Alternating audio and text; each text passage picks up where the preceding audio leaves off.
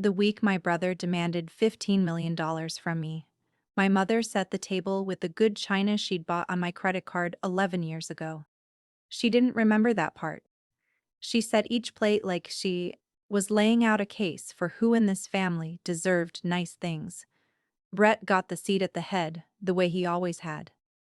I got the chair by the drafty storm door, the one with the latch that never caught right. My name is on a house my parents say they bought their son. It has been on it for 11 years. Nobody at that table knew it yet, but the part that turned the whole night over, the part none of them remembered, was who had actually been holding that house up the whole time. I'll get to it. Stay with me. Welcome back to Calm Drama Stories. I'm Georgia, 34, and I built a home care company out of one client and a used sedan. This is the Christmas my family learned what quiet had really bought. If you've ever been the strong one nobody thought to think, this story is for you. Drop a comment and be sure to subscribe. I drove down from Columbus the Sunday before Christmas, the way I had every year since I left. An hour and 15 minutes of flat gray highway, then the turn onto my parents' street in Dayton. The same wreath, the same plastic reindeer leaning in the yard. Inside, the starburst clock over the table ticked the way it had my whole childhood, loud in the quiet between things people meant to say. My mother, Carol, was pulling a clove-studded ham out of the oven, and the smell of it hit me like a younger version of myself. Georgia, she said, not turning around. Set the table with the good china. It's in the hutch. I opened the hutch and there it was, the cream plates with the thin gold rim. I remembered the store. I remembered the card I'd handed the clerk at 23 because my mother's was acting up, and Brett needed the good stuff for his housewarming. I never got paid back. I never asked. I lined the plates up anyway, one by one, the gold rims catching the light. 6 settings, Brett's at the head, mine by the door. My father, Dennis, came in smelling like the garage and clapped me on the shoulder like I was a delivery that had arrived on time. There she is, he said. The busy one. That was always my name in this house. The busy one. The capable one. The one who didn't need anything. I paid for more of this room than anyone sitting in it knew, and I was about to find out how much that was worth to them. You learn the math of a family young. Mine was simple. When Brett wanted to go back to school at 26, my parents paid the tuition twice, because the first time didn't take. When his apartment got too expensive, they covered his rent for 2 years and called it a hard season.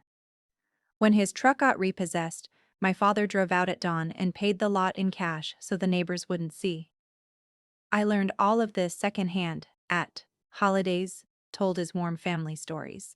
My own hard seasons, I handled alone, because that was the role. At 18, I asked my mother to co-sign a $400 deposit on a studio apartment. She looked at me over her coffee and said the line I would hear in 100 shapes over the years. Honey, we can only ever back one horse. She meant Brett. She always meant Brett. She believed it like scripture, that a son carried a family forward and a daughter carried herself. So I carried myself. I worked doubles. I paid that deposit out of tips, and every Christmas I drove down and watched the one horse get a little more, and I told myself it didn't touch me anymore. That Sunday, lining up gold-rimmed plates I'd paid for, I almost believed it. Then my mother smiled at me, too sweet, and asked how the little caregiving business was doing. And I understood, the way you understand weather, that something was already moving. She'd never once asked before. I just didn't know yet what she'd heard. Here's how I got out. In case you think I was the kind of woman who sat in that drafty chair and took it, I left at 18 with 2 duffel bags and a CNA certificate I'd paid for myself. Certified nursing assistant. It meant I could bathe a stranger, lift a grown man who'd fallen, sit with someone at 3 in the morning when the fear came. My first real client was a 91-year-old woman named Patricia Vance, and she changed the shape of my life. Patricia had buried a husband and outlived 2 of her own children, and she did not suffer foolishness, including mine. The first week, I apologized for everything. I apologized for the traffic, for the weather, for taking up space. Patricia set down her tea and looked at me. Stop that, she said. People treat you at the price you put on yourself. You're handing yourself out for free. I never forgot it. I started charging what my hours were worth. I started saying no. Patricia became the closest thing to a real mother I had, which is a strange thing to say about a client, but family is mostly who shows up. I spent 8 years learning the one thing my own parents never taught me, that being needed is not the same as being loved. And you can be both the strongest person in a room and the one carrying it. I just hadn't yet learned how to put the room down. That lesson was still coming. It came wearing a Christmas sweater with my mother's voice behind it. The signature happened when I was 23. By snorts then, I had something my parents suddenly needed. A clean credit history and a little saved. Brett had found a house in Dayton, a starter ranch with a maple in the yard. And he wanted it badly. The problem was Brett. He had 2 repossessions, a credit score in the basement, and a job he'd had for 6 weeks. No lender would touch him alone. So, my parents drove up to Columbus on a Saturday with a folder and a plan. We just need your name on it, my mother said, sliding papers across my kitchen table. It's a formality. You've got good credit. It protects the family. My father added the part that got me. You'd be helping your brother build something. He needs the leg up. You've already got yours. I was 23. I wanted, more than anything, to finally be the daughter who helped, instead of the one who was simply expected to be fine. So, I signed. I didn't co-sign, the way you'd back a friend. They put me on as a co-borrower on the loan and on the note. My name, beside Brett's, like a partner. I even put $4,000 of my own savings into the down payment, because the gift money fell through at the last minute. They told me I'd be taken off in a year, or 2, once Brett got on his feet. I believed them. That was the last time being trusting cost me, because I learned. But the signature stayed, and so did my name, for 11 years, on a house everyone in my family would swear up and down they bought their son. I want to be clear about something because I know how this looks. I didn't sit on that loan for 11 years out of weakness. I tried to get off it more times than I can count. Here's the trap. And it's a real one. When you're a co-borrower, you can't just walk away. The only way your name comes off a mortgage is if the other person refinances the whole loan into their name alone. And to refinance, Brett had to qualify on his own. He never could. Every time I pushed, the answer came back the same, from the bank. His income wasn't steady. His credit was a wreck. The loan stayed exactly where it was, with both our names on it. So, I had a choice that wasn't a choice. If Brett missed a payment and let it go into default, it wouldn't just sink him. It would crater my credit, too. The credit I was using to build a company from nothing. So, when he fell short, which was often, I quietly made up the difference. A few hundred here, 1,200 there. I logged every dollar in a notebook I kept in my desk. Not because I planned to use it, but because nurses chart everything. You write down what you give, so you don't lose track of yourself. Brett never knew. My parents never knew. They were too busy telling the neighbors how they'd bought their son a house to notice that the credit holding it up belonged to the daughter they swore didn't need a thing. The golden son was living on the strong daughter's name. He just couldn't see the floor he was standing on. While I was quietly holding up Brett's house, I was building my own thing. And nobody asked about it once. It started with Patricia. When her regular agency kept sending different aides who didn't know her medications, I started covering the gaps myself. Off the clock. Then on. Other families in her building heard. They wanted someone steady. Someone who showed up. Someone who treated their mother like a person and not a task on a sheet. I hired 1 aide, then 3. I named it Hearthstead Home Care, because a hearth is the thing a house is built around, and I'd spend my life making other people's houses warm. I ran it out of a used sedan with 200,000 mi on it and a folding table in my apartment. I learned payroll at midnight. I learned scheduling, billing codes, state licensing, the whole brutal arithmetic of caring for people for a living. 8 years later, Hartstead had 90 caregivers and 3 counties. And we were known as the agency that didn't drop you. That reputation was the asset. A larger health services group came calling. The way they do when something small is run well. They wanted to buy. I spent 4 months in due diligence in rooms full of lawyers, holding my ground on the one term I refused to drop. Every caregiver kept their job. The day the deal closed, Hearthstead sold for $25 million. I sat in my car in the parking garage and called Patricia. Not my mother. Patricia. She was the only person I wanted to tell. Good, she said. Now don't you dare let anyone make you feel small for it. I should have written that down too. The sale closed in late September, 3 months before that Christmas. I told almost no one. People assume you announce a thing like that you'd want the family to finally see you. I didn't. I knew exactly what would happen the day my family learned there was money. I'd watched it happen to other people. Money doesn't change who a family is. It just turns up the volume. So I kept it close. I paid off my own small mortgage in Columbus. I set most of the rest aside, untouched. Because I'd learned the hard way that the first instinct of people who've never earned a thing is to spend yours. I even did the careful thing. The thing I want you to notice. I called the bank that held Brett's loan and asked again what it would take to get my name released. Same answer. Brett had to refinance. Brett still couldn't. So I left it and I went on with my quiet life, and I told myself I'd deal with the house in the new year. I almost made it. What I didn't account for was Ashley. My brother's wife had a habit of scrolling, and she scrolled past something with my company's name on it, a local business write-up. Hearthstead Home Care acquired an 8-figure deal. My face, small in the corner, she read it twice. Then she did the thing that started all of it. She picked up the phone and called my mother. And the storm door of that whole year blew open, latch broken the way it always was. I know how the calls went because Ashley likes an audience, and she told the story later as if she'd done me a favor. She read my mother the headline over the phone. 8 figures. She said the words slowly, the way you'd lay out cards. 25 million, the article guessed. My mother went quiet, then asked Ashley to read it again. Here's what I understood the second my own phone started ringing more than it had all year. The family I'd been invisible to for 34 years had just become very interested in me.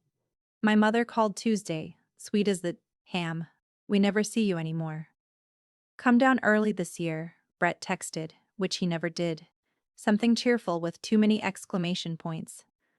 My father called to ask if my car situation was all right, which was his way of circling money without saying it. I watched it all happen with a strange calm because I'd predicted every move. I'm a person who plans for falls. It's the job. You look at a stairway and you see where someone could go down. I looked at my family and saw exactly where this was heading. What I hadn't decided yet was what I was going to do when it got there. I had a house with my name on it, a notebook full of quiet dollars, and a brother who was about to learn the floor under his life was mine. I just hadn't picked the floor up yet. That week, I started getting ready to. I almost didn't drive down at all that year. Something in my gut said, don't. But Patricia was 91, and I'd promised her I'd stop running from rooms I had every right to sit in. So, I went. If you've ever walked into your family's kitchen already bracing for it, already gripping the wheel 2 streets away, then you know exactly how I felt taking that exit. Comment. Been there. Let's keep going. The calls kept coming, and they kept changing shape. First it was love. Then it was need. By the second week of December, my mother had stopped pretending the calls were about missing me. Your brother's having a hard stretch, she said. You know how the house eats money. I knew better than she did how the house ate money. I'd been feeding it for 11 years. He's proud. He won't ask, she went on. But a family helps. You're in a position now. There it was, finally, the position. He could use a little help getting current, she said. You don't need it. He does. She said it the way she'd said it my whole life, like a law of nature. You don't need it. He does. As if need were the only currency that counted, and capability disqualified you from care. I sat in my kitchen in Columbus, the same table where I'd signed those papers at 23, and I felt something old and tired finally go cold and clear. I didn't argue. Arguing was the old role, the one where I explained myself and lost anyway. Instead, I said I'd think about it, and I hung up. And I did something I'd never done in 34 years of being the busy one. I called a lawyer. Not to fight them, to understand exactly where I stood on a house I'd been quietly holding up since I was a kid myself. If they wanted to talk about who deserved what, I wanted to know the truth on paper before I sat at that table. I made the appointment for Thursday. Aaron Webb's office was above a bakery, which I took as a good sign because anyone who works over the smell of bread can't be all bad. He was a real estate and elder law attorney, 60s, the kind of calm that comes from watching families do their worst to each other for 30 years. I laid it out. The co-bore thrower. Signature. The down payment. The 11 years of quiet payments. The notebook. He listened without interrupting, which lawyers rarely do. And when I finished, he leaned back. Let me make sure I understand. He said, you are not a co-signer. You're a co-bore thrower. Your name is on the note and very likely on the title. He let that sit. That's not nothing, Miss Palmer. That's ownership. I'd spent 11 years thinking of myself as Brett's safety net. A burden I carried. Aaron was telling me I was, on paper, half of that house. So, what can I do? I asked. He spread his hands. Several things. You could sue your brother to recover the payments you've covered. You could petition to force a sale and recover your share. You could make a great deal of noise. That was the path I could feel the room expecting. The one you're probably expecting too. The lawsuit, the reckoning. Drag Brett's secret debts into the open and let him drown in them. I sat with it. It had a satisfying weight, the kind of revenge that ends with everyone watching. Aaron must have seen something cross my face because he added gently, but noise keeps you tied to that house longer, and to them. Think about what you actually want to walk away with. I told him I'd think about it. I was getting good at that line. Before I left, Aaron drew me a clearer picture, and it's the picture you need, too, because it's the hinge the whole night turns on. A cosigner, he said, owes the debt but owns nothing. They're just a name the bank can chase. He tapped the table.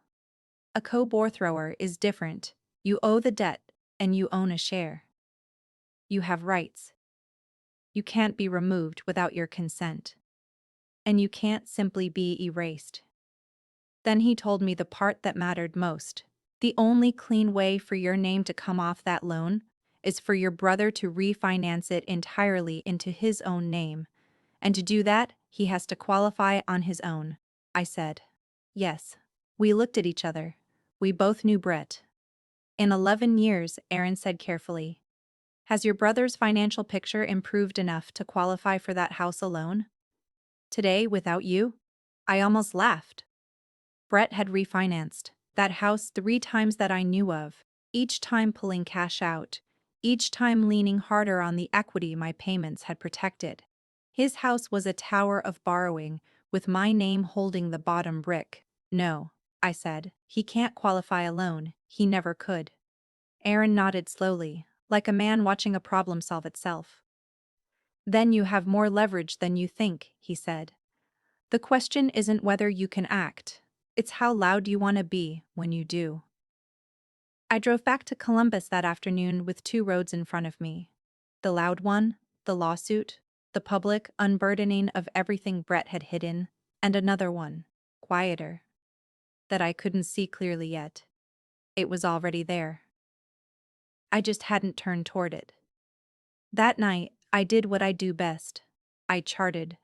I pulled every record I had access to as a co-borrower, which turned out to be a lot. because the bank had been sending me notices for 11 years that I'd filed without ever quite reading. Statements, payoff quotes, the refinance history. Laid out on my kitchen table, Brett's house told a story nobody in my family had ever heard out loud.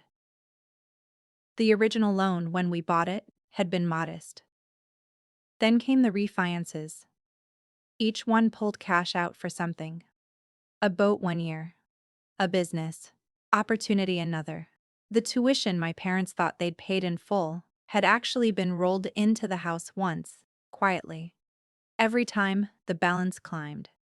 Every time my name went along for the ride, because you can't refinance a co-borrower's loan without the co-borrower. Every time they'd slide the pages across some kitchen table, point to the line, and I'd sign where Brett's finger landed, trusting it was routine, the way I'd been trained to trust. I never once read past my own signature. This was the first night I'd laid the whole history out flat and actually read what I had been signing. The house my parents bragged they'd bought their son outright was leveraged to the rafters, and the only reason it hadn't collapsed under its own weight was the daughter quietly covering the months it came up short. I sat there a long time. Outside, my own street was dark and paid for. I thought about all the Christmases I'd driven home from that table feeling like the poor relation, when the truth was the opposite. I wasn't the family's charity case. I was its foundation. They'd just built the whole house facing the other way, so nobody ever had to look at me. Something in me went very still. Not angry, still. Tomorrow I'd find the original folder. I wanted to see my own signature again with my own eyes. The folder was in the bottom drawer of my desk. A plain manila thing, soft at the corners from 11 years of moving it, but never opening it, the closing documents. I made coffee, sat down, and read every page the way I read a patient's chart. Slowly, looking for the thing that matters. Page 4 was the note. And there, at the bottom, beside my brother's looping signature, was mine. Georgia Palmer, 23 years old, in blue ink. Careful. The signature of a girl who thought she was finally being trusted with something. Co-borrower, not co-signer. Owner. I sat with my finger on it for a long while. Then I took out the notebook, my real notebook, the one where I'd charted every shortfall for 11 years, and I added it all up for the first time. I'd never let myself do the total before. $71,420. That was what I'd quietly poured into Brett's house to keep it standing.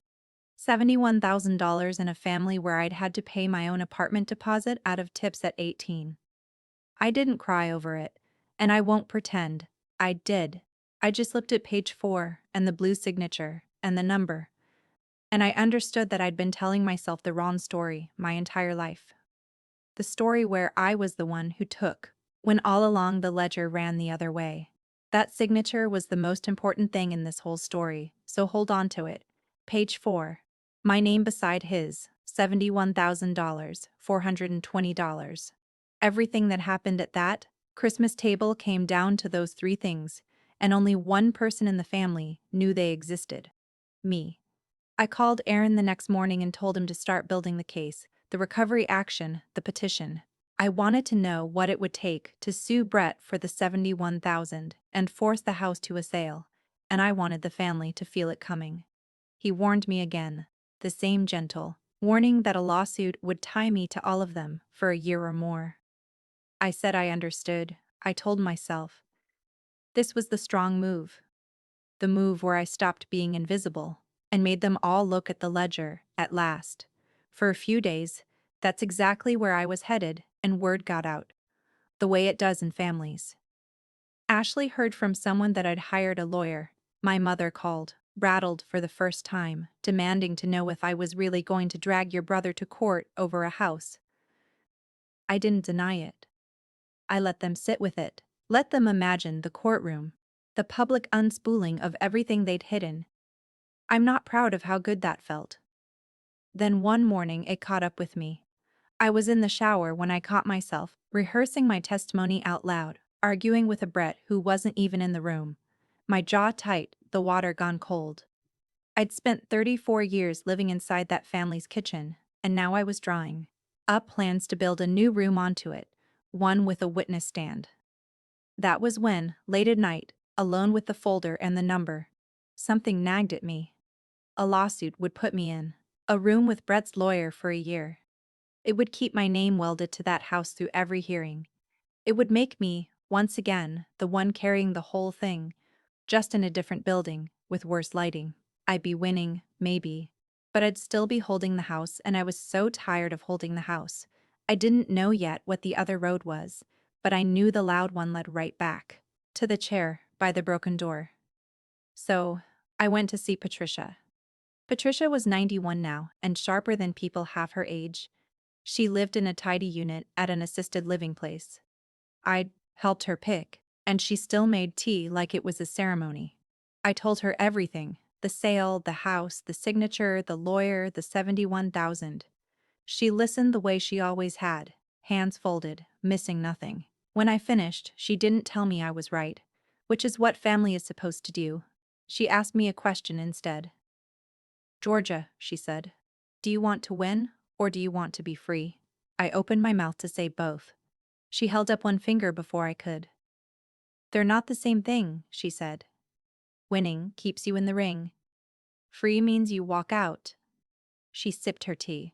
"You've been in their ring your whole life, sweetheart. Even your revenge is a way of staying in it.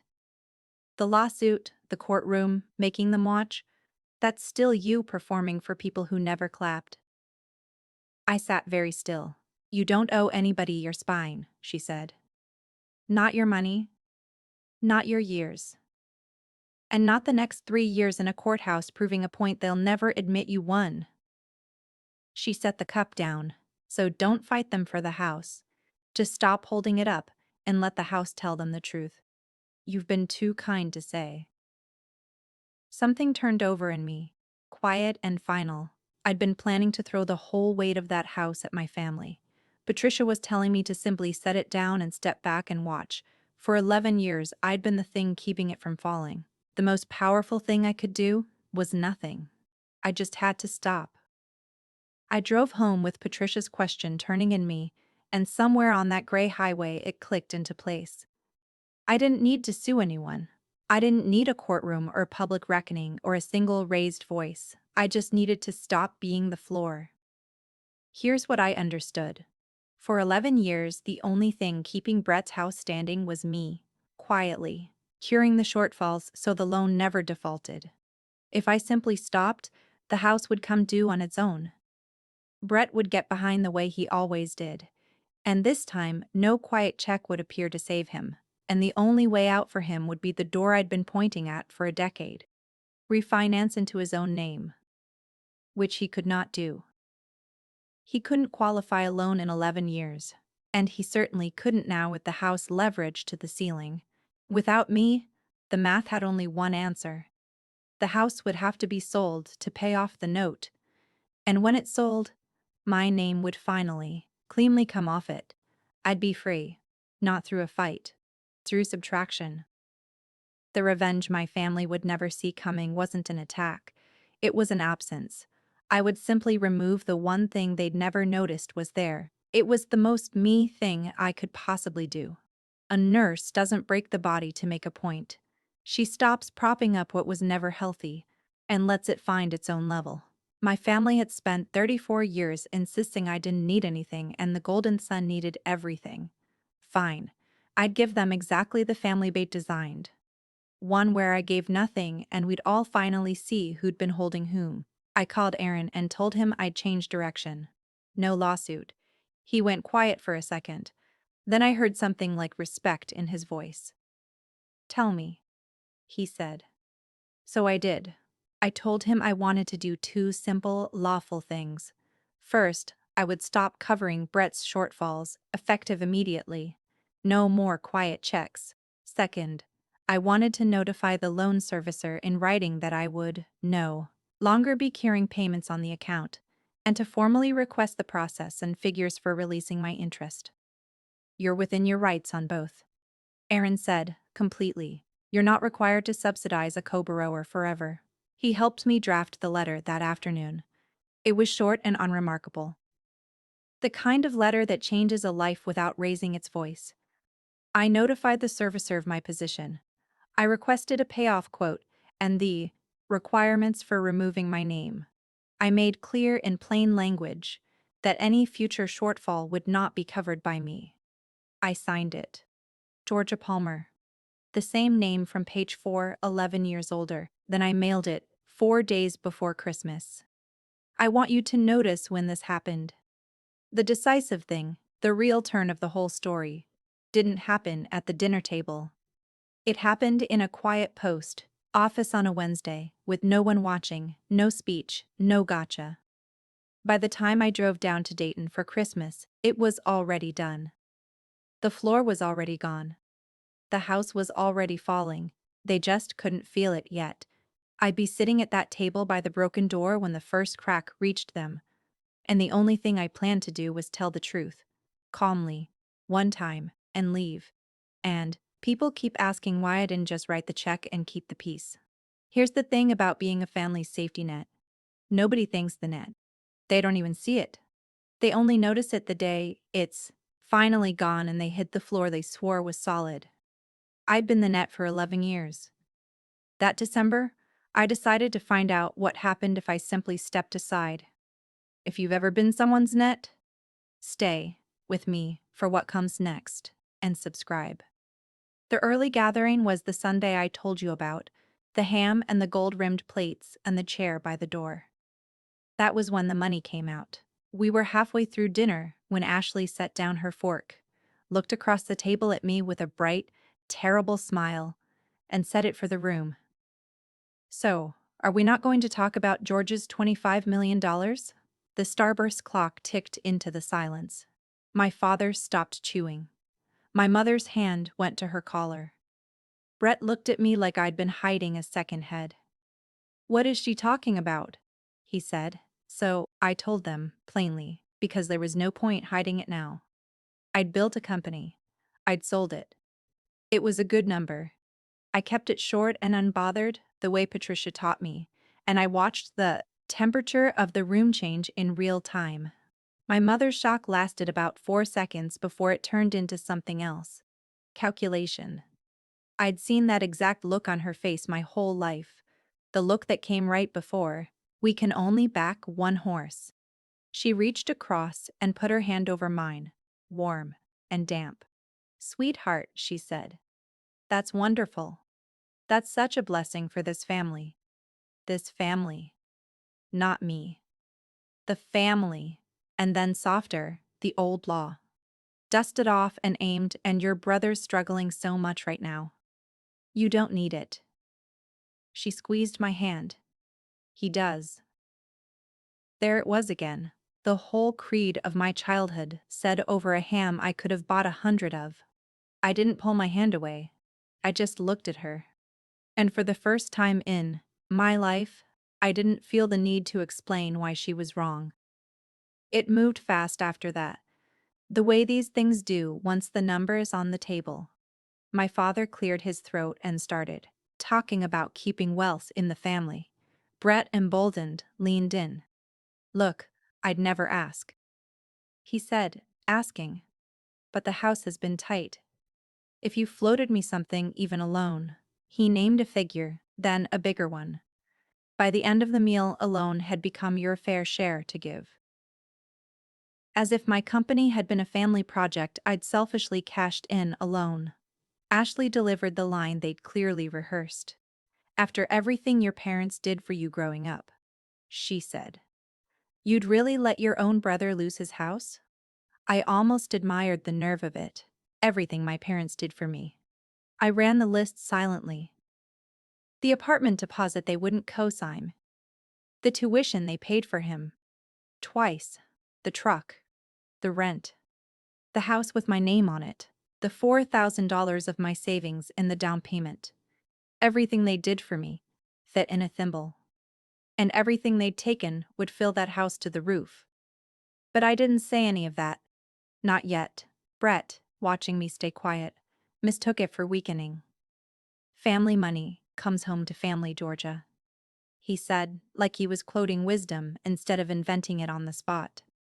That's just how it works. I looked at my brother, who had never in his life refinanced his way out of anything, who was sitting in a house he didn't know was sinking, lecturing me about how money comes home. Let me think about it, I said. And I meant it. I had one more thing to confirm before Christmas. I called Aaron Monday morning. Before I left that Sunday, my father followed me out to the porch. The storm door banged behind us, the latch catching on nothing the way it always had. Dennis, Snorts, stood with his hands in his pockets, looking at the yard. And for a moment, he was just an old man, in the cold. Your mother shouldn't push like that, he said quietly. It was the closest thing to taking my side I'd heard in 34 years.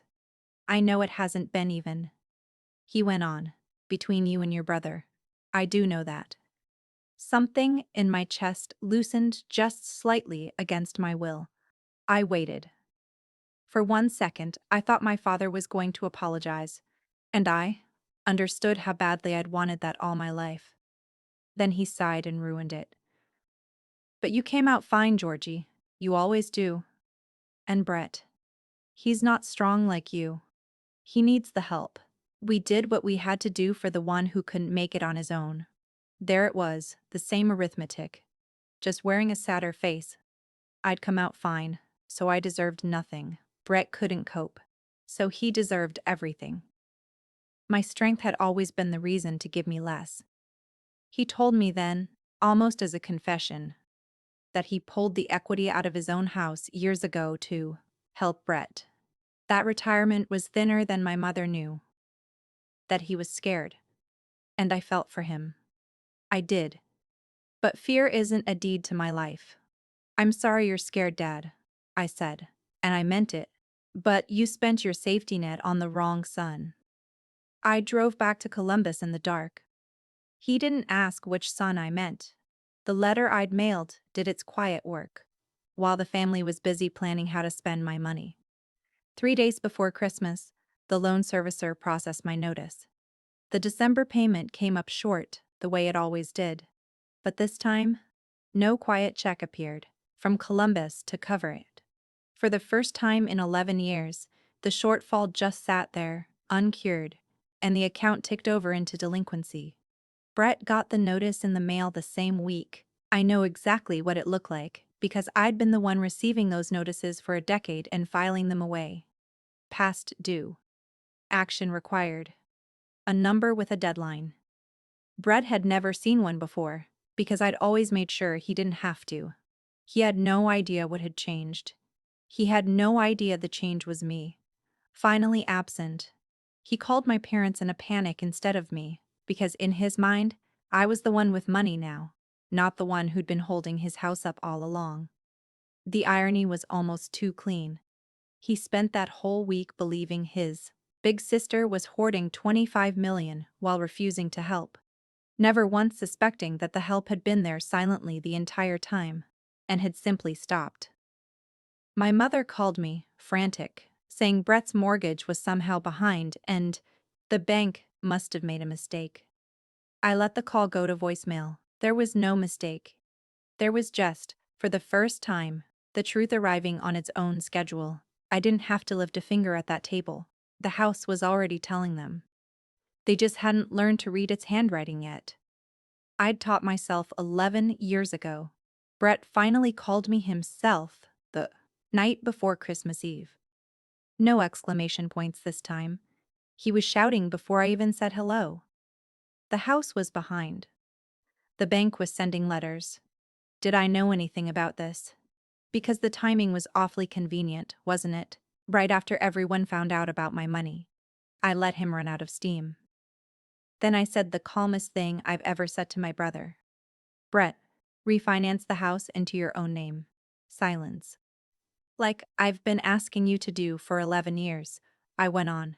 Take my name off it, make it yours, the way Mom and Dad always told everyone it already was. More silence, and then the smaller voice, the one underneath the shouting. I can't, he said. They told me I don't qualify. My credit, the income. I can't get approved on my own. And there it was, the first true thing my brother had said to me in years. I know, I said gently. You never could. That's why my name's been on it since you were 26. I could hear him trying to do the math. He'd never had to do. Wait, he said. Your name on my house? On our house, I said. Page 4, co-borrower. I put $4,000 into the down payment, and I've covered your shortfalls for 11 years. A long, awful pause. Then why is it behind now? He whispered. Because I stopped, I said. That's all. I just stopped. I didn't gloat. I didn't raise my voice. I just let my brother sit, for the first time in his life, inside a consequence. See you at dinner, I said. And I hung up. Tomorrow I'd say it all once, in the room. And then I'd leave. Of course Brett called our mother the second we hung up. And of course she called me. And of course she had decided the villain of the story was me. That's the thing about a family arithmetic that's run one direction your whole life. Even the truth gets entered on the wrong side of the ledger. How could you? She said, not even a question. How could you do this to your brother at Christmas? I asked her what exactly she thought I'd done. You're punishing him, she said. You always resented him. And now that you've got money, you're using it to ruin him out of jealousy. Jealousy? I'd spent $71,000 keeping her son's roof over his head, money she never knew about, and she'd found a way to call that jealousy. I'm not giving him anything, and I'm not taking anything, I said. I'm just no longer paying for a house that was never supposed to be mine to pay for. She wasn't listening. She'd never listened. She fell back, the way she always did, on the oldest line she had. We did the best we could with what we had, she said. We could only ever back one horse, Georgia. You know that. You were always going to be fine. We can only ever back one horse. The sentence that had shaped my entire childhood, now offered as a defense for letting her son drown in a debt I'd been bailing for a decade. For the first time, it didn't land like a wound. It landed like an admission. She'd told me the truth about this family 34 years ago, and I'd spent my whole life trying to prove her wrong by being indispensable. I was done proving it. I'll see you at dinner, Mom, I said. I called Aaron one last time on Christmas Eve morning because I wanted to walk into that house knowing precisely what was true and saying nothing I couldn't stand behind.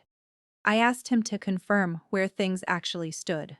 He was careful, the way good lawyers are. Here's what I can tell you, he said. You've lawfully stopped covering the shortfalls. The account is delinquent. If your brother can't bring it current and can't refinance into his own name, then at some point the lender will move toward the remedies in the note. Which means, I said, which means, presumptively, the house gets sold to satisfy the loan. He said, but understand, the timeline isn't yours to control and it isn't instant. The servicer has its own process. A court may be involved. No one can promise you exactly how or when it resolves. I appreciated that he wouldn't oversell it. And my name? When the loan is paid off, whether by sale or refinance, your name comes off it. You walk away clean. That part is solid. That was all I needed. I wasn't going to.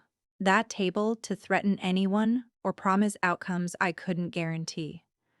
I was going to tell them what I had done, what was true, and what I would no longer do. Then, I was going to put on my coat and go home to a house that was mine, fully, with no one else's name on it, and no one else's weight on my back. I packed a small bag in case I needed to leave fast. I didn't plan to stay long. I'd say it once, calmly, in front of all of them. And then, for the first time in 34 years, I'd let the door bang behind me and not turn around to fix the latch. Christmas dinner was at 600, and I arrived at 600 exactly because I wasn't going to give anyone the satisfaction of saying I was late on top of everything else. The house smelt the way it always did. Clove ham, pine, the ceramic Christmas tree on the sideboard with its little plastic light pegs, the one my mother had displayed every year of my life. The starburst clock ticked over the table. The good china was out again, gold rims catching the light. 6 settings. Brett at the head, my chair by the door. Some things a family will never change, even as the floor goes out from under it. They were all there. My mother, tight-faced and righteous. My father, who wouldn't meet my eyes. Brett, gray and hollow, like a man who hadn't slept, which he hadn't. Ashley, perched beside him, watching me the way you watch whether you started. 2 aunts down the table who'd clearly been briefed and arranged their faces into disapproval. The whole jury assembled. I sat in my chair by the broken storm door. The latch ticked against the frame in the December wind. That small, familiar rattle. The sound of the one thing in this house nobody but me ever bothered to hold. Shut. I folded my hands, I waited. I'd learned a long time ago, sitting with frightened people in the dark, that you don't fill a silence to make yourself comfortable. You let it do its work. So, I let it, and across the table, my brother, who had spent his whole life being handed the head of the table, and had never once had to earn the chair, opened his mouth, and the night began to come apart. Brett didn't make it through grace. He set down his fork before the plates were even full, and looked at me with eyes that were already wet. "I'm going to lose the house," he said. His voice cracked on it. "Do you understand that? They're going to take my house." My mother reached for him. My father studied the ham. "I've got a wife. I've got a life there. And you're sitting on $25 million. He said the number like an accusation, like I'd stolen it from his pocket. "You could fix this with one phone call, and you won't." I kept my hands folded. "How much do you think would fix it, Brett?" I asked evenly. He named it before he could stop himself. 15 million. The table went quiet. Even the aunts looked startled by the size of it. He'd asked for a loan 2 weeks ago. Now, panicked, he'd jumped to 15 of my 25, as if my 8 years of 100-hour weeks were a pot we were all meant to split. "At least 15, he said, quieter, hearing himself. "To be safe. To set me right." Then my brother, 37 years old, slid out of his chair at the head of the table and went down onto my mother's kitchen floor on his knees, crying. Actually crying the way I hadn't seen since we were children. "Please," he said. "Please, Georgia. You're my sister. Don't let them take everything." And my mother, watching her son on the floor, turned the full force of 34 years on me. She stood up so fast her chair scraped. "Look at what you're doing to him," she screamed. "Look at your brother. You did this. You stole his future, Georgia. You walked in here with your money and you stole his future." The starburst clock ticked. The latch rattled. My brother wept on the linoleum, and my mother screamed that I was a thief, and every face at that table turned to me, waiting to see me crumble or cave the way I always had. I didn't do either. I looked at all of them very calmly, and I felt, of all things, a kind of peace. Because I finally understood I was the only person in that room who knew what was actually true. Snorts. And I was about to say it once, plainly, and then never explain myself in this house again. I didn't raise my voice. I found that the quieter you get, the louder a room has to become to hear you, until everyone is leaning in despite themselves. "I want to say one thing," I said. "And then, I'm going to finish my dinner and go home." My mother kept standing, breathing hard. Brett looked up from the floor. "That house," I said, nodding toward the front of the property, toward Brett's place across town, "has had 2 names on the loan for 11 years, Brett's and mine." Silence. My father's head came up slowly. "I'm not a cosigner," I said. "I'm a co-borrower. I own half of it. I have since Brett was 26, when no bank on earth would lend to him alone. And Mom and Dad drove to Columbus and asked me to put my name and $4,000 of my savings on the line so the family could buy its own a house. I let that settle. And for 11 years, every time Brett came up short, I quietly covered it. $71,000 all told. None of you knew. That's the only reason that house never went under. Ashley had gone very pale. Brett's mouth was open. My mother's righteousness flickered just for a second into something like fear. Last week, I said, I stopped. That's all I did. I didn't sue anyone. I didn't take $1 from any of you. I simply stopped paying for a house that was never supposed to be mine to carry. The only way my name comes off that loan now is if Brett refinances it into his own name, and we all know he can't. I looked at my brother on the floor. You didn't lose your future, Brett. You've been living on mine since you were 26. I just stopped lending it to you. My mother found her voice, thin and shaking. Family money, she started, comes home to family. You're right, I said, and for the first time all night I let myself smile, small and tired. It does. It's finally coming home. I picked up my fork. To me, nobody moved. The clock ticked. Somewhere under the table, my father exhaled, long and low, like a man who'd known the truth for 11 years and had only just been forced to hear it out loud. I took a bite of ham I'd practically paid for. It was very good. For a second, nobody in that kitchen knew what to do with a Georgia who didn't flinch. Then my mother did the only thing she knew how to do. She got louder. After everything we sacrificed, she cried, we did our best. We could only ever back one horse, you know that. We told you that. And I set down my fork. And I gave her the last thing I had to say. Gently, because it wasn't an attack. It was just finally the truth. You said you could only ever back one horse, Mom. I said, you were right. But you spent 34 years staring at the wrong end of the stable. She stopped. You never once noticed which one of us was actually carrying the whole barn. The aunts looked at their plates. Ashley had slid an inch away from Brett, the way people do when they realize they bet on a losing hand. And my brother, still half on the floor, looked at me with an expression I'd never seen on him before. Not anger, not even fear exactly. Recognition, the dawning 11 years late of who I'd actually been to him all along, and what it had cost me, and how little any of them had ever turned around to see it. I stood up. The chair by the broken door scraped back. The latch rattled in the wind. That old familiar sound, the one nobody but me had ever bothered to hold against the cold. I wasn't going to hold it tonight. I put on my coat. My mother was still talking. The words getting smaller. The way a storm sounds once you've driven past it. I'm not angry at any of you, I said from the doorway, and I meant it, which surprised me most of all. I'm not going to fight you. I'm not going to sue. I've spent my whole life in this family's ring, and I'm finally walking out of it. I looked at Brett. I hope you figure out the house. I really do. But I won't be the one who figures it out for you. Not anymore. I looked at my parents. Don't call me about money. I won't answer. If you ever want to call me about anything else, anything that isn't a number, I'll pick up. The choice is yours. It always was. Then I opened the storm door, and the wind caught it, and the broken latch banged against the frame the way it had my whole life.